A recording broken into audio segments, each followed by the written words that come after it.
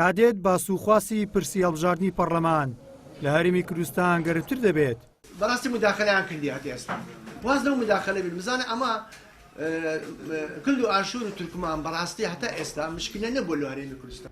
کۆبوونەوە و دیداری نێوان هێز و لایەنە سیاسەکان تا دەگاتە دیبیت و سیمیناری ڕێکخراوەکان هەر بۆ ئەو مەبەستەیە لە ئێستادا ئەو پرسەی کە زۆرترین ناکۆکی و مشتومڕی لایەنەکانی لەسەرا بابەتی کورسی کۆتاکان و چۆنیەتی بەڕێوەچوونی هەڵبژاردنەکانە تایبەت بە پێکاتەکان.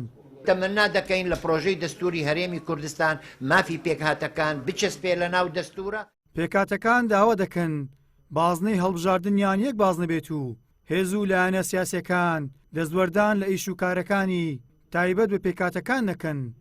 لستێکی تایبەتمەندی خۆیان هەبیتن بەجیا لەگەڵ لستی گشتی نەبیتن ناوی کاندیدەکان سندوقێکی تایبەتمەندی خۆیان نەبیتن لە سنتەرەکانی دەنگدان ئەمە لەسەری بنووسرێ سندوقی کۆتا ناکرێ نوێنەری پێکهاتەکان لە بەرلەمانی کوردستان بەکار بهێندرێ بۆ زۆرینە و کەمینە ناکرێ بەکار بهێندرێ بۆ شکاندنی یەکتر یاخو بۆ ئەوەی کەوە هەندێک شت دژایەتی بالعکس پێکهاتەکان ئەبێ بە بەردەوامی نوێنەری میلەتی کوردستانن یەکەمین شت ئینجا نوێنەری پێکهاتەکانی خۆشیانن.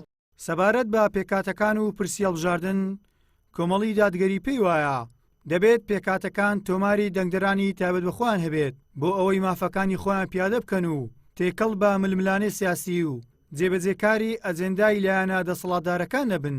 ئەمە لەگەڵ سیستەمی چواربازنەیەین وەکو سیستەمەکانی هەڵبژاردن و هەروەها کێشەی مەسئلەی پێکهاتەکان کە ئێمە کێشەمان لەگەڵەوەی نییە کە پێکهاتەکان چەند نوێنەریان هەبێت و چەند بن و کێشەمان لەگەڵ ئەو بابەتە نییە بەڵام کێشەمان لەگەڵ ئەوە هەیە کە پێکهاتەکان خۆیان تۆمارێکی دەنگدەری تایبەت بە خۆیان هەبێت. پێکهاتەکان بۆ مەرامێکی سیاسی بەکاردێن چۆنتە ناو هاوکێشەکان لایەنێک بەکارەندێنی لە دژی لایەنێکی تر.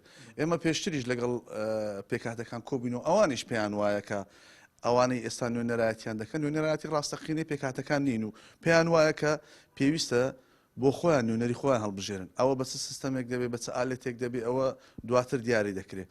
ئێمە لەگەڵ ئەوەین کە پێکهاتەکان بە عەزمی خۆیان و بە قەبارەی خۆیان چەند دەنگیان هەیە چەند دەنگدەریان هەیە تۆمارێکی تایبەت بە خۆیان هەبی و بۆ خۆیان دەنگ بە نوێنەری ڕاستەقینی خۆیان بدەن.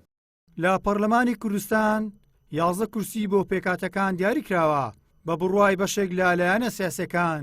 قۆناغەکانی ڕابردووی پرۆسەی سیاسی هەرێمی کوردستان ئەوەی دەرخستووە هێزە دەسەڵاتدارەکان بەشێک لە نوێنەرانی پێکاتەکانیان بۆ ئەجێندا و بەرنامەی سیاسی خۆیان بەکارهێناوە.